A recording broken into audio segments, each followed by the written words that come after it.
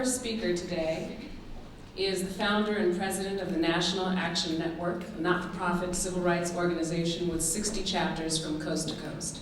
He's also the host of Politics Nation, which airs weeknights at 6 on MSNBC, and he hosts a national daily radio show called Keeping It Real. I think Ms. Chisholm would have liked that. President Obama has called him, quote, the voice of the voiceless and a champion for the downtrodden. We're very honored to welcome him today, so please join me in welcoming the Reverend Al Sharpton.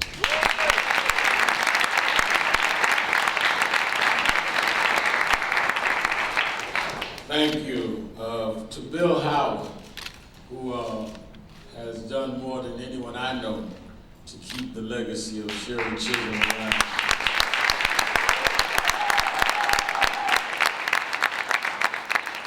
And to our board president for hosting us. It's a long way from across the street when you and I and Charles was arrested with the day of outrage. Under Ken Thompson's office, we come a long way. When I was 13 years old, a giant in the civil rights movement came to Brooklyn. Very few people, Bill would know this, to run for Congress, named James Farmer. James Farmer headed the Congress of Racial Equality.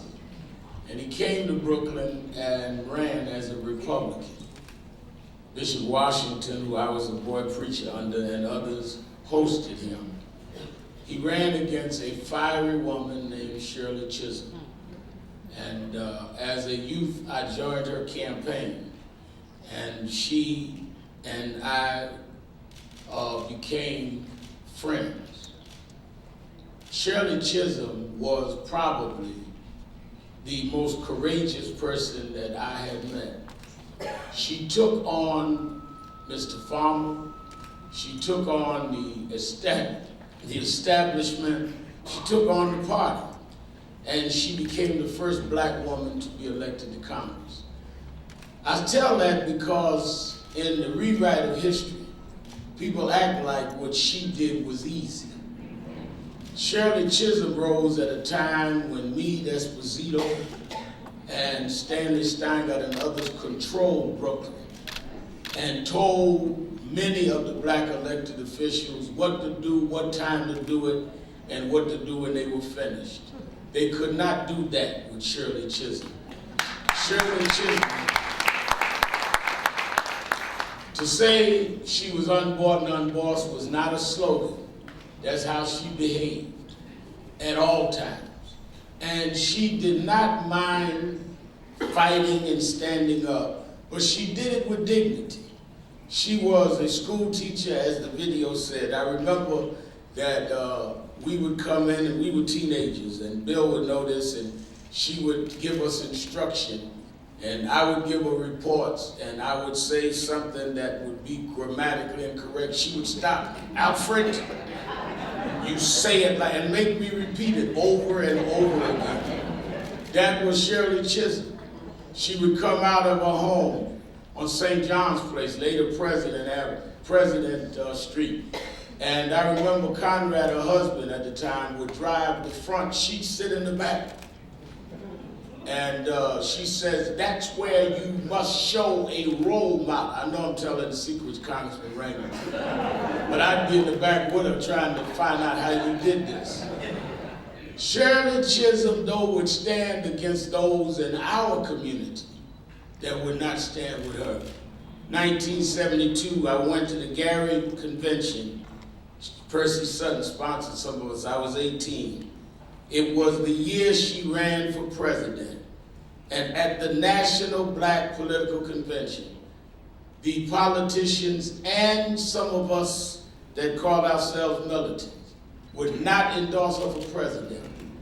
Many of them had already made their deal with George McGovern.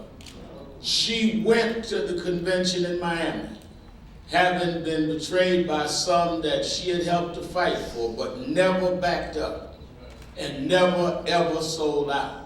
So when we have this stamp for her, this is a stamp of a woman that faced sexism and racism and the cult of mediocrity in our community. and still fought for excellence and independence. And it's with great pride that I wanted to be here today. One, because she stood for standing up before it was fashionable. Two, she paved the way for not only Obama or me or Jesse, but she paved the way for every black woman and every woman that has stood in politics. And she paved the way for those that would fight for educational excellence. The board president is right. She'd be outraged at the privatization of education. She would be outraged at this economic and income inequality. She would be outraged by the standards that we have lowered to public service and elected service in our community. So when you lick this stamp, I hope some Shirley Chisholm gets in there.